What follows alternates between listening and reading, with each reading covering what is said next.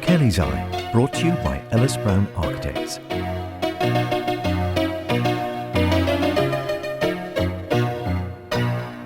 Peter, what's Kelly's Eye looking at today? Today, David, I'm looking at a sacred stone. There are two stones in front of us that say 6SV 15 and 13, whatever they mean, but I don't think they're very sacred, are they? No, I think they're to do with water mains. They're plaques set on concrete. Behind it is a stone wall which is about 18 inches high at the most. Yeah. But if we just look behind the fading daffodils... Oh, yes. Yes. Sacred to the memory of... It doesn't say who. No. Now then, why is that here? Good question. Well, we'll tell people where we are. We're on the Braddan Road. Not many people know the Braddan Road. That's the one that takes you from Braddan Bridge up to the new hospital. And we're at an entrance to an estate, which doesn't seem to have a name actually, just from where we're standing. But behind us is Braddan Cemetery. And I would anticipate that sacred to the memory of, together with a little bit of sandstone beneath it, Yes. have somehow made their way across the road when the builders were building this stone wall. And I think rather like St Peter's Church in Onken, where Johnny Sam Skillicorn, the builder, incorporated part of a broken headstone of a lady into the spire. Yeah. This is exactly what's happened here 150 years later. That whoever's done the wall has done this as a joke. A joke? A joke. So there's nobody buried here, but that's obviously a piece of a headstone. Yes. Yeah, I think it's possibly a broken headstone, but it looks quite well trimmed around it. I mean, it just looks like a thing saying sacred to the memory of. Yeah, I think it's one of these ones where you get a cross and you get the steps coming up to the base of the cross. So this will be the top bit where the cross went into, and then you'd have a wider piece underneath which would give a name, and then another wider step which would give any more names. So anyway, let's have a look at the estate, seeing as how we've got this far. Well, now we're seeing something. There's a sign saying River Heights And River Walk. Yeah. And there's one down there too far to read, further than you have to identify a number plate. It's probably 100 yards away. We're in this rather open plan, almost patent place, American looking estate.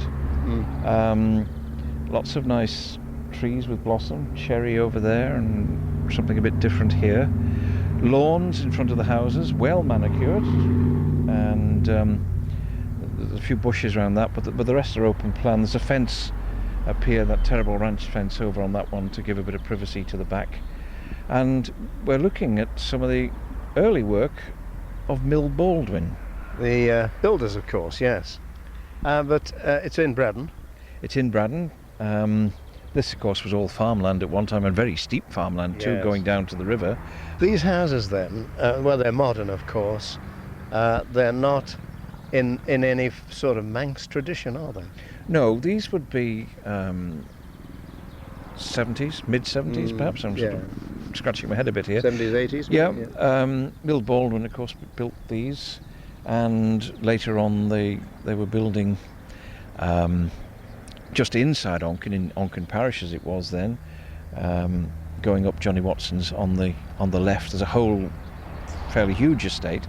This particular type they also were building in a place called Castle Ward Green, which is named after Castle Ward Farm in Braddan, but it's on the Onken side, on Ballinard Road.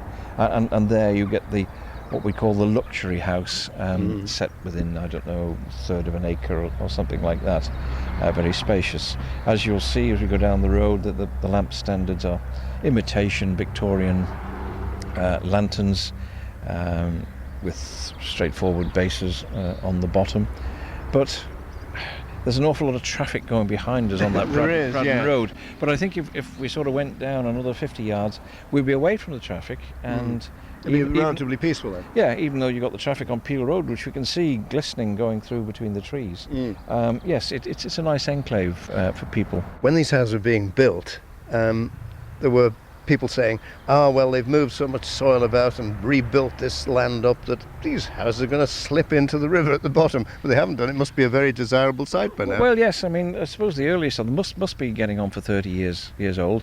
But suddenly it changed. I mean, so many of the building estates throughout the island, because in many cases foundations were dug by hand, and diggers, of course, were coming in, had come in the mid-60s. But we didn't move earth before. No. We designed houses that could almost have a story underneath if they were built on a hill, whereas what they did here, they sculptured the hill. Yes. So every house is on a flat plateau. The interesting thing, talking about sliding down and disappearing, just more or less at the entrance here, there used to be a cottage. And there was a tale of a chap who was in there shaving one morning, mirror by the window, looking out the window, and of course he would see Braddan Church, which we can just see through there. Yeah. Well, this was in the days when it had the wooden spire.